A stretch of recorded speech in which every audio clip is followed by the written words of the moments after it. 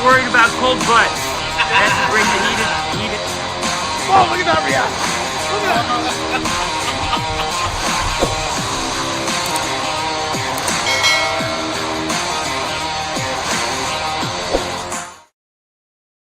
What do you say? What do you know? It's the Full Monty Sports Show. It is Sunday, November 27th, 2022. I am your host, Monte Perez, a.k.a. the Sports Whisperer. We are fired up, ready to go. Rivalry week in college football is done. A lot to talk about. Make sure to subscribe to the Nuts and Bolts YouTube channel. Give us a thumbs up here. Tell a friend. Tell a family member. Tell someone about this show so we could grow our audience, and make sure to follow me on social media, on Twitter, MontyJP231, and on TikTok, Monty Perez231. That's Monty Perez231. We are approaching almost 2 million views on TikTok. 2 million views on TikTok. So thank you. We had a little hiccup with Thursday's show. We actually did an audio version of it, but we are back up and running with Nuts and Bolts Sports. Speaking of Nuts and Bolts Sports, we're going to have the owner-operator, Joe Cardoso, join us to talk about the Washington football team.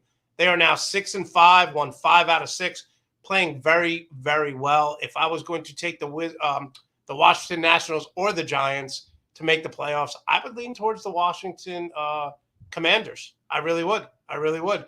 So he's going to join us, talk about all the stuff that's going on with Nuts and Bolts Sports. Again, brand new website.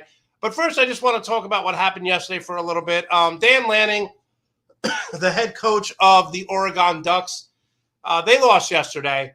And a lot of alumni are saying it's the worst loss in Oregon history. They gave up 28 straight points to Oregon State. Again, the Ducks lost their opening matchup 49-3 to Georgia. And then they won 8 in a row, and now they're 8-3. They lost to Washington, and now they lost to their in-state rival, Oregon State. Again, they gave up 28 straight points. Listen, Dan Lanning's a first-year coach. The Ducks should literally be 10-1. The things that he did yesterday, first of all, Bo Nix shouldn't have been playing.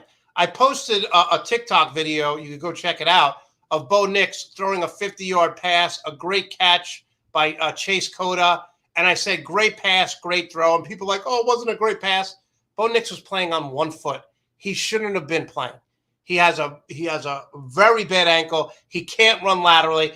So Dan Lanning has made a ton of mistakes. He's a defensive-minded coach, and the last 2 games that they lost, I got to put on him and his in-game decision. Now, again, I'm very hard on coaches because my strength as a coach was situations. 45 minutes at the end of every practice, 5 days a week, sometimes 6 days a week. I'm practicing time and score. For example, in football, we're down 4 with a minute left. We have the ball. Defense, what are we working on? Offense, what are we working on? If it's basketball, okay, we're up 5 with 1 minute and 30 seconds left. Defense, you got to start fouling. Each have one timeout. Situations, drilled it. So at the end of games, in a huddle, in a timeout, I would tell our guys, we've practiced this. They're panicking right now. They're going to make a mistake. We know what to do. Dan Lanning was absolutely horrific, and I'll just go to show you how bad it was.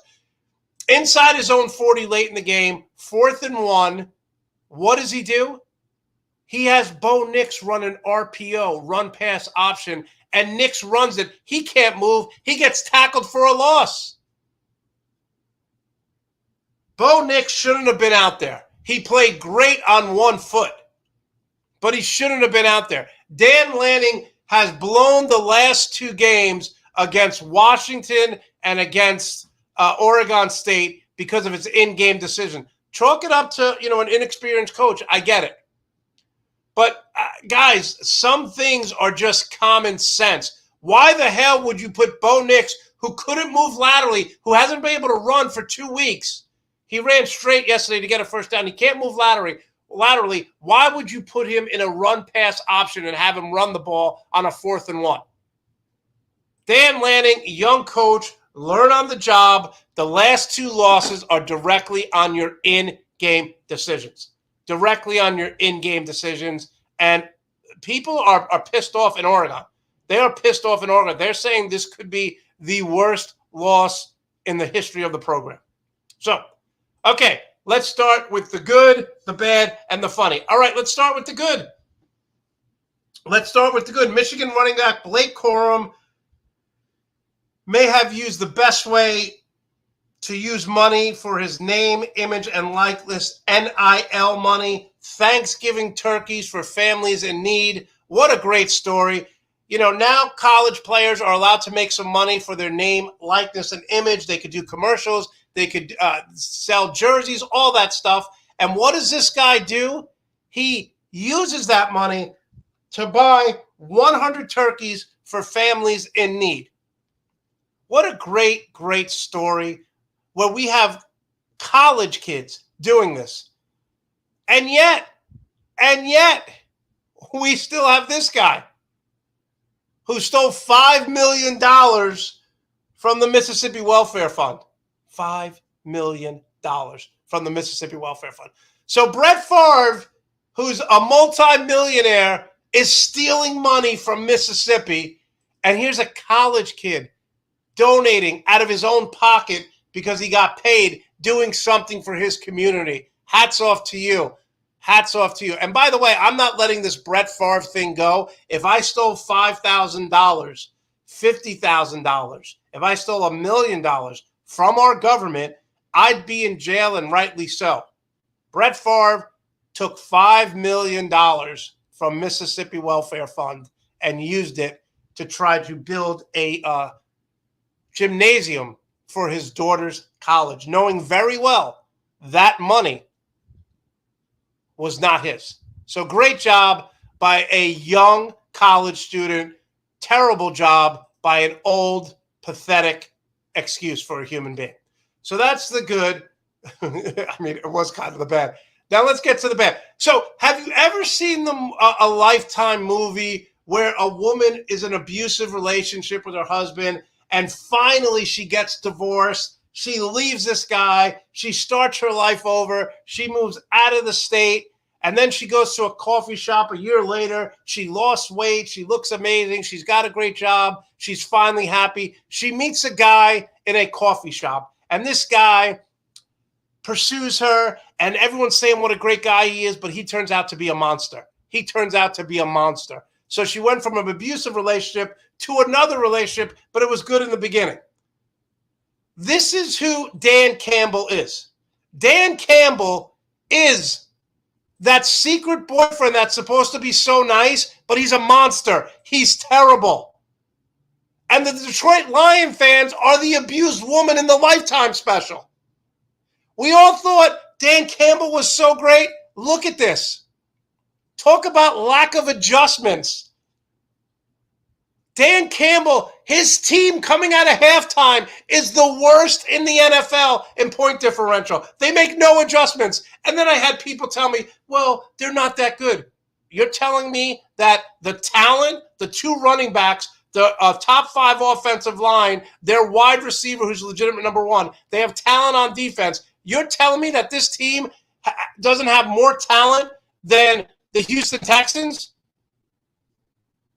Or any other team that's struggling right now?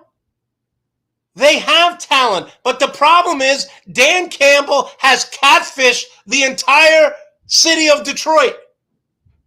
Being this beautiful boyfriend who's supposed to bring them to the promised land and make them happy. No, he's terrible. He makes no in-game adjustments. None. And that's why they're worst in the NFL. Blame him. He's a Lifetime movie who catfished the entire city of Detroit, believing he was something that he's not. All right, we're going to get Joe Cardoso on in about 3 or 4 minutes. Let's go through these games. I am 103-49 picking NFL games. 4-7 Packers at the 9-1 Eagles. Look, Philadelphia has been the surprise story of the year, right? They've been the surprise story, and people may think that the Packers are the worst story in the NFL. Such a disappointment. But they found something here with Christian Watson. He has 5 touchdowns in the last 7 quarters. But I'm taking the Philadelphia Eagles here. Late in the game, they will score, and Jalen Hurts will make a play, 31-24. 1-8-1 Texans at the Dolphins. Listen, guys, this is a game that the 7-3 Dolphins, this is going to be a glorified scrimmage. I expect Tua to throw for at least 3 touchdowns. Tyreek Hill will have 150 yards. Take the Dolphins here in a blowout, 38-20. They're coming off a bye week, so you know Mike McDaniel has something up his sleeve. So they're going to blow them out. Okay, Jets, 3-8 Bears at the 6-4 Jets. Zach Wilson is now benched. And not only is Zach Wilson benched, they're not even letting him dress. They want no part of this guy. I hate to say I told you so, but I told you so. Zach Wilson is a bust. He's terrible. So here's the deal. If Justin Fields plays, I'm taking the Bears to win 20-17. If he doesn't play, I'm taking the Jets to win 20-10 because the Bears can't move the ball without him. I think both of these coaches are going to be fired at the end of the season. I think Brandon Staley and Cliff Kingsbury both will be fired at the end of the season. Here's a clip from what I said Monday night about Brandon Staley. Let's listen in. There was 3 times that it's 3rd and 2, and the Chargers don't give Justin Herbert the ball. They run dives. They got stopped all 3 times. To Brad's point, the defense of the Chiefs can physically push you around. For the last 2 years, Justin Herbert is 2nd in the NFL in throwing passes inside 5 yards because all their pass plays are quick hitters. Okay, so what that clip didn't show is for the last, Justin Herbert is 2nd in passing inside of 5 yards. They don't let this guy throw the ball down the field at all. They don't let him throw the ball down the field at all. But I still think that the Chargers win this game despite their terrible head coach, and they're going to win this game 30-27 in a high-scoring game. Rams at Chiefs, listen, the Rams are going to be the first team. Listen to this. The Rams are the first team since the 1999 Denver Broncos when Terrell Davis got hurt after winning back-to-back Super Bowls. Their starting QB was Greasy and Bubby Brister. The Rams are going to be the first team since the Broncos won the Super Bowl to win the Super Bowl and then lose double-digit losses. They're going to have more than 10 losses. It's the first time since 1999 that's going to happen. Take Kansas City here in what shouldn't be really a competitive game. I'm taking the Chiefs here 34-20. 34-20. Okay. 3-7 Broncos at the 3-8 Carolina Panthers. Someone posted this, and this is pretty funny. Russell Wilson and Zach Wilson as stepbrothers, 2 people who nobody likes in their locker room. No one cares about this game outside of Denver. I'm taking the Panthers for an upset here, 2017. 2017. Bengals at the Titans. I said that the Bengals would take a step back this year. They have. They're 6-4. The Titans are 7-3. I don't know why I keep betting against Mike Vrabel. The guy just wins. It may be ugly, but he wins. He's going to win again today. I'm not going against Mike Vrabel again, probably for the rest of the year. Look for Joe Burrow to have a late interceptions, and the Titans win 23-20. Bucks 5-5 at the 3-7 Browns. This is Jacoby Brissett's last game before Deshaun Watson takes over. I expect Nick Chubb to have a big game, but I expect Tom Brady to throw for over 300 yards, and the Bucks win late. 26-20. 7-3 Ravens at the 3-7 Jaguars. Listen, guys, the Ravens play to their competition all the time. It's ugly. They always play down to their competition. This game's not going to be pretty, but I'm taking the Ravens 27-20. 3-7 Raiders at the 6-4 Seahawks. I'm taking the Seahawks here for no other reason. At home, off a bye week. Geno Smith is the comeback player of the year. He's been phenomenal. Take the Seahawks here in a high-scoring affair. 33-27. And finally, the Saints are playing the 49ers. The Saints are 4-7. 49ers are 6-4. Christian McCaffrey and Jimmy G are going to have a big game here. I expect the 49ers to win this one convincingly, 30-17. Again, I'm 103-49 picking NFL games. Let's bring him on. The owner, operator, founder, the guy who does it all, Joe Cardoso. How are you, Joe? What's going on, Monty? Good morning. I'm doing good, my man. How was your Thanksgiving? Awesome. You didn't see my tweet I put out of Mac Jones? He was injured. People were carrying him to the that was me getting carried to the bedroom. A little too much to eat and maybe 1 or 2 many claws. Joe, and one of the things I have to bring to your attention here is you tweeted out when the Dallas Cowboys win, America loses. Can you explain that, please? No, I said what I meant to say. I told you, Monty. I said too many claws. Dallas Cowboy loss is a win for America. Win for America. That's it. All right, Joe. Speaking about huge wins, so I had Ohio State winning the game. And the reason why is I didn't think Michigan could win in a shootout. I'm not surprised Michigan won. Harbaugh, last 2 years, has thoroughly outcoached the Ohio State coaching staff. But what I did not expect, remember the movie Rocky III? Rocky fights Clubber Lang the first time, and he fights him his style, and he gets his butt kicked. What surprised me, Joe, is that Michigan won this game beating Ohio State at their game with huge passing plays. Their wide receivers played great. We know that Michigan can run the ball all day. But, Joe, like Rocky, imagine if Rocky won that first fight just out-slugging Clubber Lang. They beat Ohio State in a shootout, and I never expected that. I didn't either, but it was glorious to watch, man. It's probably one of the biggest wins Michigan's had, man. Yeah. I'd say last year was big because it felt like we were never going to beat the Buckeyes. But to your point, like you said, the way we beat them, I almost feel like yesterday's win was sweeter than last year's. That might be blasphemy for a lot of Michigan fans, but it really was. I mean, it was in their house, and the way we did it, we ran it on them. We threw it deep on them. Our defense came to play, all with our star running back being on the sidelines. Yeah. Tried to man it up and go out there and play, but you saw him out there for 2 plays at the most. Saw you couldn't do it. Next man up mentality. That's what we did. We got the job done. It was a good Saturday. And Joe, I mean, they outscored them, 28-3 or 7 in the second half? Yeah, 28-7. Yep. Yeah. So, all right. Great. So, talk about this Michigan team now. Obviously, your quarterback, what was people were talking about his potential. Is this? I said this about Spencer Rattler the last 2 games in South Carolina. He is now playing a lot like Bo Nix, like just what we thought he would be out of high school, out of college. I mean, out of Auburn. Bo Nix has totally transformed his game. Spencer Rattler, and now you have a quarterback. Now, is this the coming out party for him? I hope so. I mean, he was highly talented coming out of high school for McCarthy, excuse me. And I mean, one thing I've been talking about a lot, and I was talking about it yesterday on Twitter, is since he's been the head coach at Michigan, I thought that with Jim Harbaugh as a head coach, it was only a matter of time before the 5-star recruits start rolling in. We're going to be quarterback you at Michigan. We got Jim Harbaugh, for God's sakes. Nothing could be further from the truth so far during his tenure at Michigan. So to finally have a guy that can go out there, sling the rock all over the yard in some bad elements. I mean, Ohio in November is not exactly Maui. So for him to go out there and do what he did yesterday, that's going to boost his confidence, the confidence of the receivers and the rest of the offense. So hopefully that's the spark to get this kid to start a really, really memorable Michigan career.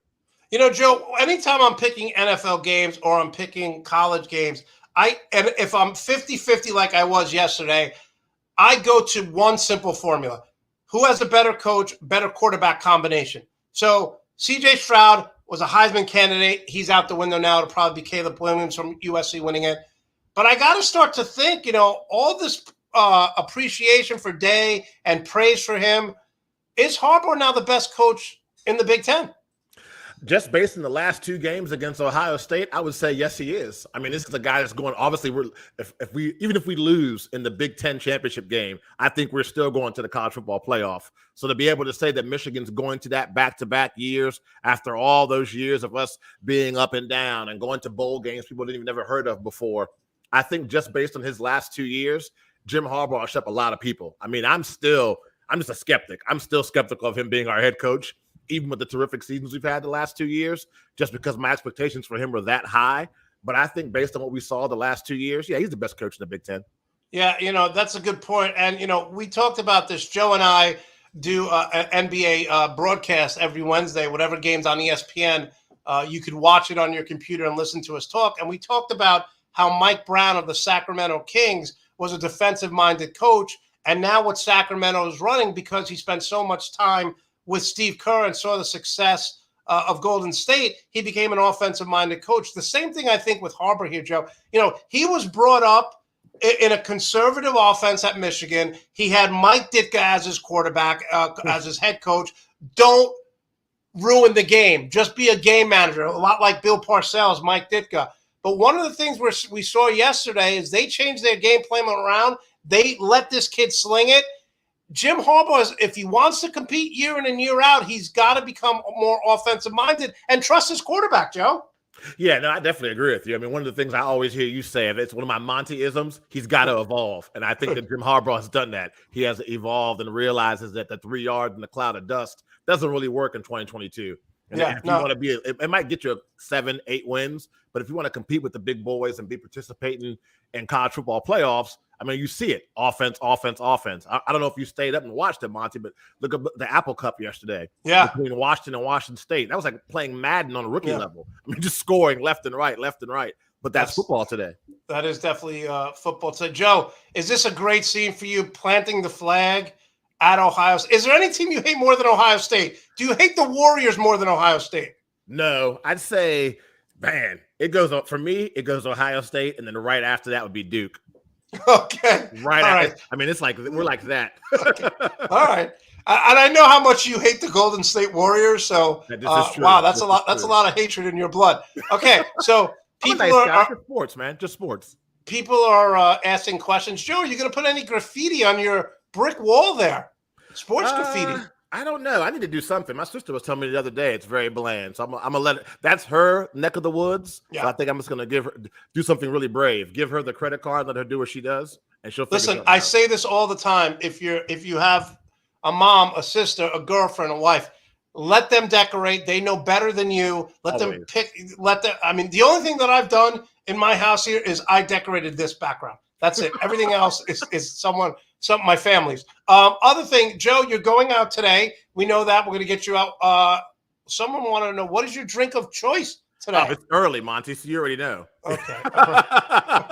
And when you go to the bar to watch the Washington game, what is your drink of choice? Oh, man, we'll start off light with some Stella maybe. And if the game gets out of hand, we'll quickly move to maybe some green tea shots to make the pain go away a little bit. Okay. Well, let's talk about this Washington Wizards team. Before we get to the Wizards, let's talk about the Commanders. Won 5 out of 6. Is it just the fact that I don't want to blame Carson Wentz? Carson Wentz, look at what's happening in Indianapolis. They would kill for Carson Wentz right now. He had a decent year. What has been the change you've won 5 out of 6 without your superstar Chase Young? What's the change? Is it just Heineke being the quarterback? I think so. I mean, the team just rallies around the guy. I mean, he's a gamer. We know he has limitations. I mean, a 20-yard pass is a bomb to this guy. He definitely doesn't have a rifle arm, but the team just rallies around him. And then the defense also, guys just doing their job, not trying to do too much, has helped us get in this winning streak. And I expect us to win today as well. It's funny because I compared him the other day to one of my friends. I said he's a more mobile version of Chad Pennington. Because is that a fair assessment? I like that. Yeah, okay. No, I because again with Chad Pennington, think about it. Leadership took the Jets to how many? I think 2, maybe AFC championship games. Never got him over the hump, but that's another guy. The team rallied around him. Yeah, and he actually went down to Miami after the Jets released him because of injuries, and he led them to the playoffs. So Ron Rivera, Joe, we started the season. He was just miserable, right? Always complaining, snarking at the media. And they asked him when Carson Wentz gets healthy, who are you going to start? And he said, we're going to stick with our guy. And they said, why? He goes, because we're winning. Is it as simple as that? I think so. Stick with the hot hand. I mean, although we all hear about the whole you can't lose your starting position due to injury, but I mean, tell Jameis Winston that. I mean, in the NFL, where it's what have you done for me lately kind of league, unfortunately, that's the way the cookie crumbles sometimes. Joe, I don't like for fantasy football purposes, and I much rather prefer the Derrick Henrys, okay? 1 running back. You guys got 2 running backs here, and I got to say it's working out. People keep wanting to bench Antonio Gibson, but he's putting up good numbers. And who do you like more, Gibson, the veteran, or Alabama running back Brian Robinson? Or are you fine with the 1-2 punch? I'm fine with the 1-2 punch. I think with Gibson, you got to remember this guy's an athlete. You can line him out in the slot. You can line him out wide. He can do a little bit of everything. Robinson's more of a power back. He's more of your Derrick Henry, if you want to say, a goal line kind of guy. I think right now having a 1-2 punch, I'm completely fine with it. And again, like we said, we're winning. Yeah. One of the things that they're going to try to do he's hurt today, but in Miami, because he's so fast, is put Raheem Mostert as a wide receiver and Wilson in the running back. So then you have three of the fastest guys in the NFL and Tyreek Hill, Jalen Waddle, and Mostert as wide receivers. So Gibson can catch the ball out of the backfield. Do you expect them to use him more as a wide receiver? Yeah, I do. I mean, coming out of college, University of Memphis, this is one of the things that was exciting about him was, man, this guy's super versatile. I expected him to be all over the field.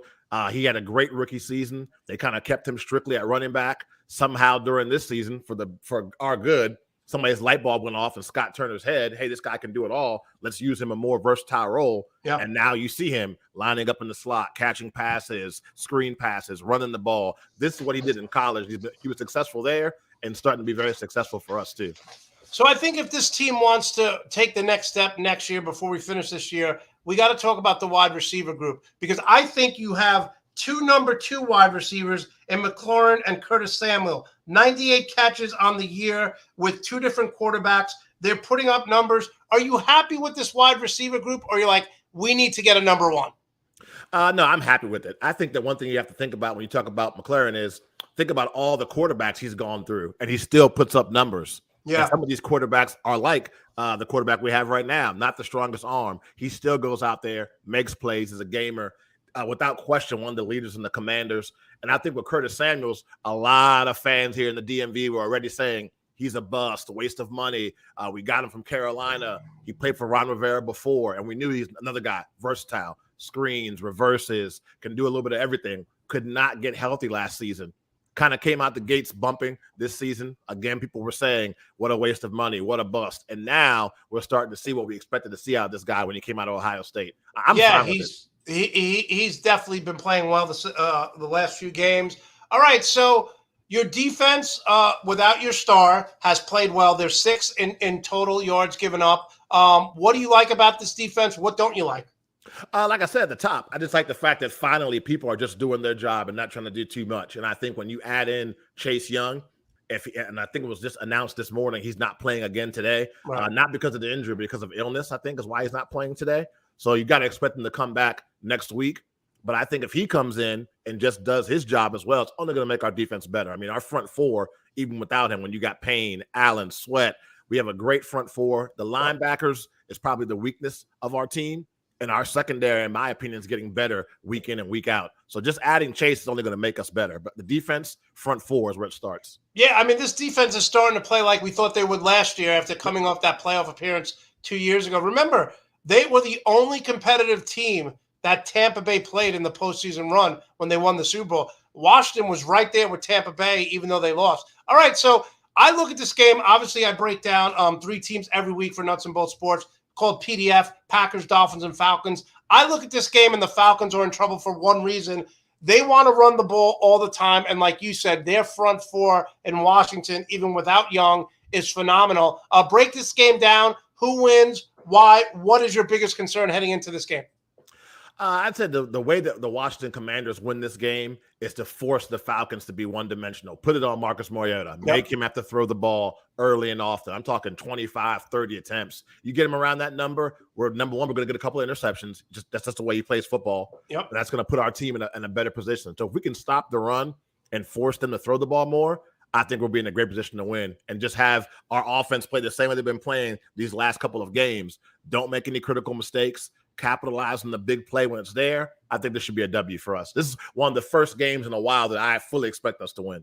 Yeah, I have Washington winning, and one of the reasons why is I think what you want to do, the Falcons defense is terrible against the pass, and what you want to do against Washington is you want to put them in a 3rd and long situation, right? You want to make it uncomfortable for him, but I think he's going to have a huge game today because the Carolina Panthers threw for over 350 yards against the Atlanta Falcons. The first time they played them. So do you have this high scoring, or do you see it like 2017, 23-20? I see it like a 28-14 Washington win. Okay. Wow, Joe, I've never seen you come on my show and be this confident about the Washington Commanders. We've been balling, man. And I wanted to touch on Greg's point I saw in the chat. I agree. We need a tight end so bad. I mean, Logan Thomas is a great tight end, but the question every week is if he's healthy, is he going to be healthy? But to get a tight end would make things so much easier for this offense. I actually thought, because for 2 days before he got traded, there was talks that the Lions were going to trade TJ Hawkinson. I'm like, why would they trade him? And my first thought was, okay, maybe he'll end up in Washington. How big would that have been in the red zone for your quarterback? That'd have been major because, to your point, one of the reasons why a lot of people say we need a legit number one receiver is because the size of these guys, not the biggest. And to have that big target that you can throw the ball to over the middle. I mean, ask Lamar Jackson how much he misses his tight end right now. Yeah, that's a great point. And let's talk about this team now. Do you think they make the playoffs, Joe? And if they make the playoffs with that defense, can they be a hard team to play? And do you expect them to, maybe win a game? I'm still undecided. Even with this winning streak, it's a feel-good story. Everyone's talking about it. I'm sure the bar is going to be packed today for the game. People that haven't worn Commanders gear in their life are probably in line right now paying for their gear. But I still don't think this team is if we do make the playoffs, I just hope we make it competitive. Whoever we match up with in the wild card round, let's make it competitive. But I mean, no Super Bowl aspirations or anything crazy like that from this Commanders fan. Let me tell you this. If I'm the Vikings, I would not want to play the Commanders because we've seen over the past few weeks, if you push around that offensive line and Kirk Cousins kind of looks like Eli Manning in his last year, like goes into the fetal position right away. So I would not want to face this Washington team, especially with a healthy Chase Young. All right, let's move to your Wizards, Joe. I really feel like this is the big three now. Bradley Beal, Kuzma, and Kristaps Porzingis. For all I've criticized him about not evolving, he has become a legitimate number 3 option. These guys are averaging over 60 points a game. What do you like about this team so far? What I like is that Kristaps Porzingis is playing basketball and not wearing designer suits in the sidelines. So I definitely like that. Wow. I also like the fact that Kyle Kuzma seems to have embraced everything there is about DC. I mean, it seems to be. Joe, are you concerned about Kuzma, though? Like, he's so streaky. He'll go 3 for 15, and I love it. If I'm playing, he keeps shooting even when he's cold. I mean, shooters shoot. Ask Steph Curry. He's no Steph Curry. Don't say I'm comparing him to that, but that's what shooters do. Now, I think you're right. This is our current and new big three. I still think some changes need to be made. I mean, I think there's some things Washington's got to figure out what they want to do. Like, I think that a lot of Wizards fans, and I fall into this trap sometimes, are comfortable with the fact that we're competitive pretty much night in, night out. We'll probably make the playoffs, but that's about it. Like, are we going to win a series with this current roster? I'm not sure. I kind of feel like we still need to make a major move and maybe start the rebuilding process. I mean, with Porzingis, you got to ask yourself, how long can he stay healthy? Hate to say that, but just look at the facts, look at his history. And then when it comes to Kyle Kuzma, we're going to have to re-sign him next year and pay big money. Is he going to want to stay in DC? All accounts point that he will. And then Bradley Beal, I want to say Monty is the only player in the NBA with the no trade clause. I'm sure Greg will be on that in about 20 seconds. But I think that Bradley Beal is the only player in the NBA with the no trade clause. And do we build around him? Do we blow it up? I just feel like we're really comfortable.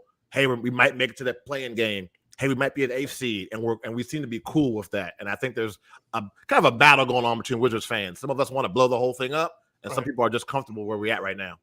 Yeah, and I think one of the things that you bring up with Kuzma is a lot of guys get traded and they're bitter. And then you have other guys who get traded, and a prime example, Donovan Mitchell goes to Cleveland. He didn't get traded, but he signs there, and he just embraces the culture. They love him. Fans love Kuzma, right? Yeah, absolutely. I do. I know I do. I'd love to see him in Washington for a long time. My biggest problem with Washington, we'll get into certain plays, right, is just you guys don't have depth. So you have to be buyers at the trading deadline. There's going to be a lot of teams who are going to get rid of their pieces and maybe try to blow things up. What do you want to see them pick up? What position? Is there a player in mind that you're thinking of, a veteran that maybe you guys can acquire? Well, number one, we got to have a point guard. We tried Spencer Dinwiddie. It didn't work out. His name escapes me now. Emmanuel Quickley plays for the Knicks. I'd love to see him as a point guard for the Washington Wizards. Instant offense. Yep. So I'd say point guard. And as much as I love the highlights of Daniel Gafford dunking on people, and we call him the landlord and getting the spectacular blocks, a legit big, so that Daniel Gafford is not dependent on as much as he is right now. So I'd say point guard number one and a legit big number two. And we have some pieces we can talk to other teams about. I mean, I think a guy like, I know he was picked high, but like a Rui Hachimura might be somebody you want to explore and see what his trade value is. He's been disappointing, right, Joe? He's been disappointing for where he was picked. Yeah, and just inconsistent. I mean, he has some games where I'm like, oh my gosh, this guy's one of the best players on our team. Then you have a 3 or 4 game stretch where you're kind of like, what's going on? So there's some players in the roster I think that we can talk to teams about, see what they want for them, and see if we can get something in exchange. But I would say my number one priority for the Wizards would be a legit point guard. Yeah, and one of the players that I'm watching for right now is Marvin Bagley Jr., a stretch 4.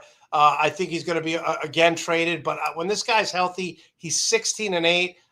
Speaking about draft picks, and Joe, you drafted Corey Crisper, and I thought best case scenario, this guy was going to be a Kyle Korver. But Joe, I watched this guy play. He doesn't rebound. He doesn't get assists. He's averaging 8 points per contest. He's on the floor half the time, and I don't even know why he's there. It's like he's invisible. Joe, this guy, am I being too hard on this young player? Do you see him being in the Kyle Korver mode, or he's just a bad pick? I think you're being a little harsh. I mean, it's still early in his career, up and down last year as far as being able to be in the lineup. I mean, am I happy with his progress so far? No, I'm not. But it's also super early in the season. I think we're going to find out a lot about this team because I was listening to a podcast a couple of days ago that brought up a good point. Definitely excited about the start the Wizards have had, but we've also played a crap ton of games at home. We're getting ready to go on the road and play quite a bit of games on the road, and we'll find out a lot more about our team. Can we play the same way we've been playing at home on the road? That's going to tell a lot about this squad this year. But I think with Crisper, I need to see more. I definitely need to see more. For as high as he was picked, and we always do this with all the draft picks, Monty, we think about, man, who could we have drafted instead of him? You look at some of those names, it makes you shake your head a little bit already. So my friend Bill and he's asking, is Bradley Beal a top 10 player in your estimation in the NBA? What's tough? I'd say he's on the outside looking in. Yeah, if I take off the fandom hat, I'd say top 15, top 20. And Joe, you don't like him to be the de facto point guard, right? Because you want him off the ball. No. I need him off the ball. Right. Okay. All right. So I have it right now. I have Jason Tatum as my MVP. I know it's early, but everyone's talking about Luka. The Dallas Mavericks are horrible. They may not even make the playoffs. That's how bad they are. Luka's shooting 26% from 3. He's been awful long range. Jason Tatum is killing it. The Celtics look like they haven't missed a beat. Is Jason Tatum your early season favorite? By the way, I'm coming out with an article this week. My top 5 duos of all in the NBA right now. Jason Tatum and Jaylen Brown are one of the tops right there. Who do you have as the MVP? Are you on the Luka bandwagon, or are you going with someone else? No, I'm not in the Luka bandwagon. I'm waiting to see when this guy asked to get the hell out of Dodge in Dallas. I'm impressed. Wow. Like, I'm very, very impressed that he's been quiet. And this is a guy that every game, Monty, he's got to throw in 35, 40 points. He's playing hella minutes. And then you talk about it all the time. When you and I talk NBA, where is his help? Like how long is he going to be quiet and just and let this happen? I mean, I feel like we're starting to get into that Kevin Garnett territory where we're wasting our prime years playing for a team that really has no shot. Maybe I'm being too harsh. I don't know. No, that's a fair point because Luka looks exhausted every night, right? And when he goes to play the Celtics or he goes to like someone like Atlanta, Atlanta's a bad thing, but when you see you have 3, 4, 5 guys who could shoot the 3, Tim Hardaway Jr. almost everyone on that team is shooting under 40%. And the one guy who has been producing is Woods that they got from Houston, and he's playing 24 minutes a night. He came out and said, I want to play more minutes. Adjacent Kid's like, not yet. So if I'm Luka right now, I'm like, man, I'm playing 23, 24 minutes. I mean, I'm playing 34, 30 minutes a night. I got to score 35 points. I got to get 10 rebounds. I got to get 9 assists. I understand that he's young. I understand that he's 23 years old. But, Joe, where's the help for this guy? Yeah, that's what I'm saying. There is none. And I'm impressed with the way he's handling himself so far. And he don't tell me he doesn't see other players around the NBA and what they have. He sees Cleveland. He even sees Portland, where Simons is helping out. Memphis. Yeah, Memphis. He's got to look around, see his peers, and be like, well, what the hell are we doing here? I mean, we made the Western Conference Finals last year, but he literally carried and dragged that team to the Western Conference Finals last year. And he's going to be exhausted come playoff time. I mean, it's only November, and this guy's already putting in major, major minutes. Joe, do you agree with this? I miss the 2014-15 Wizards. Oh, yeah, that was a great time. That was a great time. And again, though. You're still holding on to John Wall like people hold on to Derrick Rose. He's Yeah. never going to be what he was. There are people in Washington that think that John Wall is like an NBA Hall of Famer. You can't tell them any. You can't tell them any. Are you serious? Oh, there are some. I can think about 3 or 4 friends of mine that if I text them right now and said John Wall's a bum, they'd probably knock on the door in about an hour. Right. Okay. No, he's not a bum. Just like Derrick Rose is not a bum, but he's not 25-9-5. He's like Dwayne Wade was his last couple of years. He could go out and get you 30, and then the next 3 games, he's going to get you 30 combined. Yeah, and like you said, but people talk about that. People talk about that Washington team, Joe. Like people talk about the Knicks in the heyday. The Knicks never won a championship. They lost to Chicago. What type of heyday was the 2014-15 Wizards? They didn't get to the NBA Finals. It was just fun. It was a fun bunch to watch. Competitive in every game. The trash talk. I think about the funeral game against the Boston Celtics. The back and forth with Isaiah Thomas. It was a good time. You can even go back to the Cleveland Cavaliers games. Back in the day with Gilbert Arenas and remember what's this guy's name, Deshaun Stevens making a track about LeBron James. Wild times, man. All right. Wow. So you guys are reminiscing about the 2014-15 Wizards. All right, Joe. Just want to talk another couple of minutes here, then we'll get you out of here. First, let's talk about nuts and bolts sports. We had a shutdown for a couple days. We're back better than ever. We have the new website up. Here's one of my articles right here. As you can see, it looks very, very nice. Plug. I like it. Joe, how do we talk about what's going on in NBS?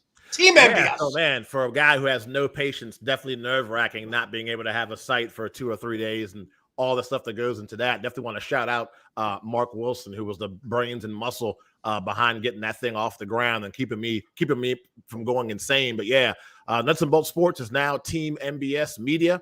Obviously, our main thing is still going to be sports, but now it's everything else. So we're talking like entertainment, music, politics, lifestyle, travel, the whole 9 yards. So we'll have some brand new writers coming on board. They will be writing about those different topics. Wrestling, I saw that. Wrestling. Yep. Wrestling coming on board. Some brand new writers that are going to be talking about travel, lifestyle. Monty does not know this, but he'll be leading the charge in the cooking, just recipes, especially with being the holidays. I can't wait till he finally releases the lock he has in that Monty chili recipe. So the rest of us that chili recipe I will give, but I will leave a couple things out. That chili recipe dies when I die. This guy over here, man. But no. Yo, what about you? What about you? You spend how many turkeys did you cook this past week? My God, I smoked over 60. Wow. Okay. And that's why people ask me, why do you hate Thanksgiving so much? Turkey, I'm done with it. I've been done with turkey since I've gotten this job. You work at a barbecue restaurant, barbecue ribs, turkey that's been smoked, anything smoked meat-wise, I'm good. I'll pass. Thanks. And what did you have for Thanksgiving dinner? You didn't have turkey, right? No, I had Cornish hen and a lot of the sides. I'm talking stuffing, mac and cheese, green bean. I definitely had my fill. Okay, finally, Joe, before we get you out of here, we know you're going to meet your friends. Please tell me you don't believe in Dan Campbell and you don't believe in the Buffalo Bills.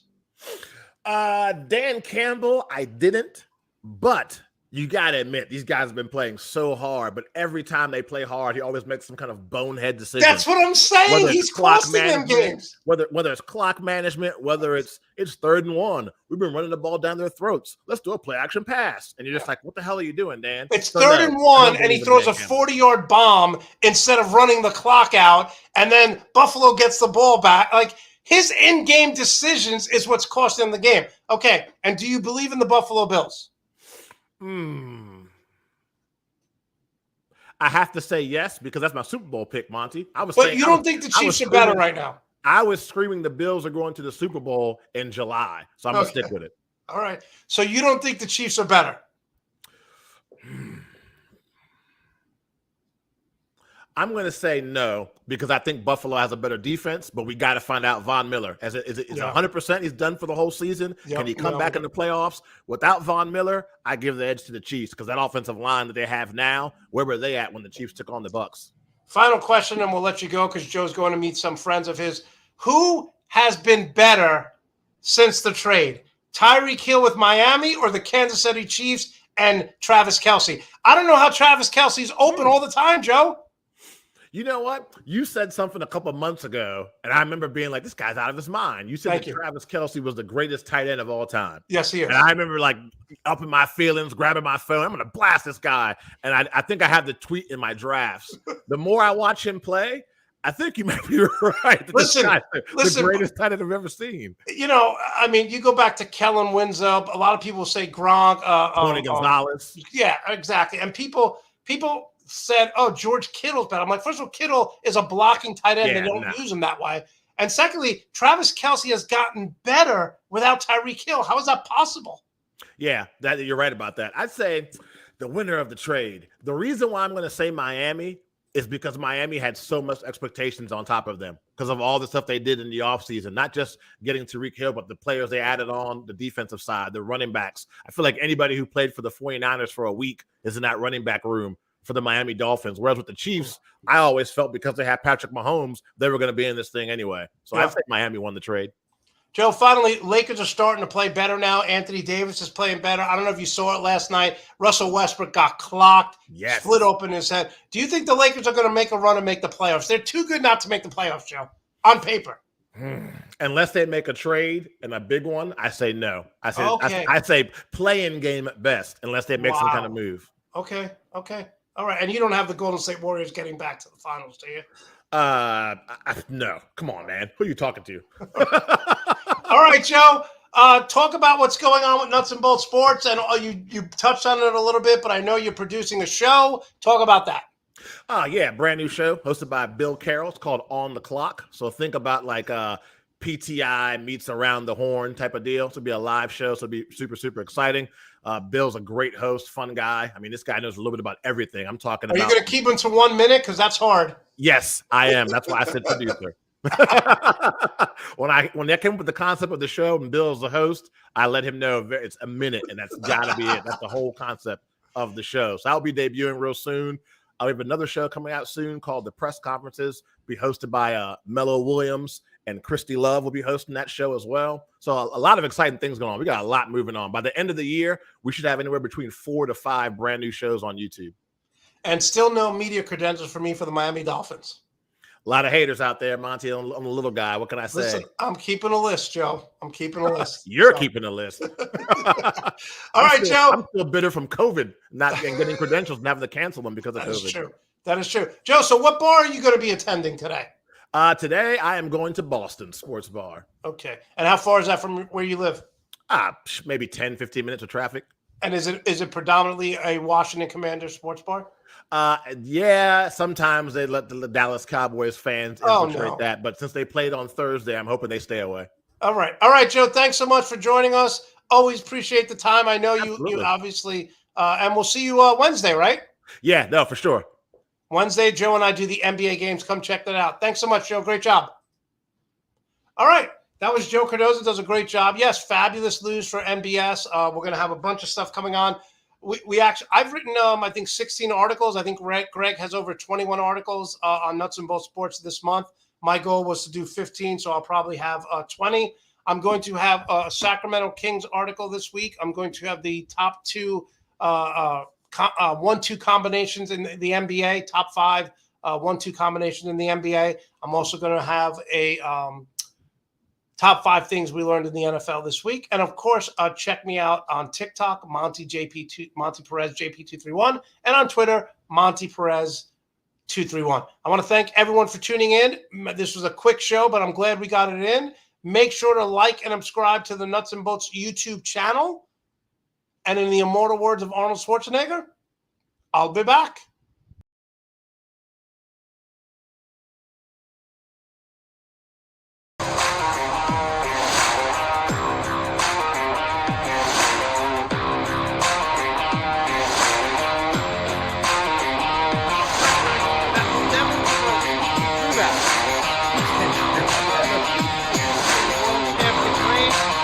I'm